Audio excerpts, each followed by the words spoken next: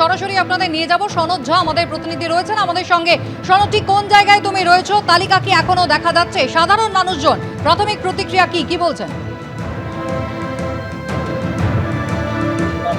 হ্যাঁ দেখো, আমি রয়েছি শিলিগুড়ি এসডিও অফিসে এবং এই এসডিও অফিসে কিন্তু এই যে ফাইনাল ভোটার তালিকা প্রকাশিত হয়েছে এবং এখনো পর্যন্ত সেই ভোটার তালিকা যে মোট কত সংখ্যা সেটা কিন্তু পরিষ্কার নয়।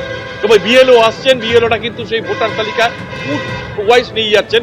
এক একটা বুথে কোথাও 30-40, কোথাও 8-10 পর্যন্ত, যদিও শিলিগুড়িতে কিন্তু খুব বেশি ভোটার বাদ যায়নি। তবে বিধায়ক শঙ্কর ঘোষ তিনি এসছেন, উনি এসডিওর সঙ্গে কথা বলেছেন, তার সঙ্গে কথা বলে নেব কি অবস্থা শিলিগুড়ি বিধানসভায়, কত ভোট বাদ যেতে পারে বা কত গেছে, কি তথ্য পাওয়া যাচ্ছে।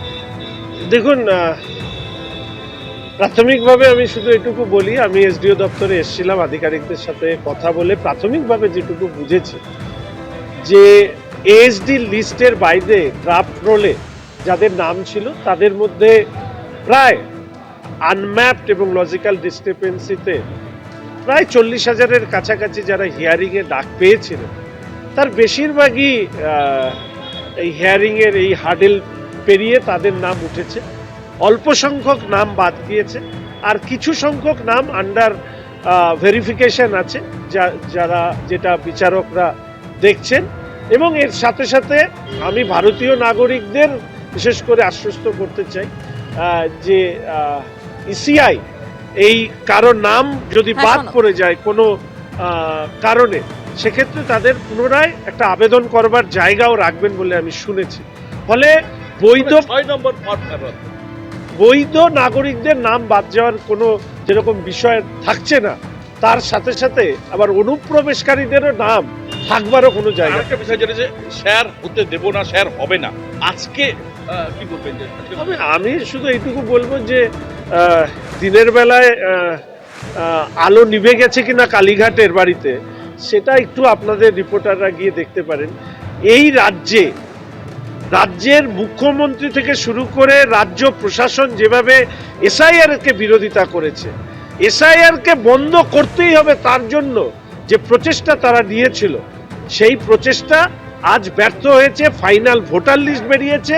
আমি মনে করি এটা নির্বাচন কমিশনের বড় সাফল্য। কেরালা, তামিলনাড়ু বিরোধী রাজনৈতিক দল তারা সেখানে রাজ্য চালান, সেখানে কোনো ধরনের সমস্যা হয়নি। সমস্যা হচ্ছে অনুপ্রবেশকারীদের রক্ষা করতে রাজ্যের মাননীয় মুখ্যমন্ত্রীর হয়েছিল এসআইআর কে নিয়ে।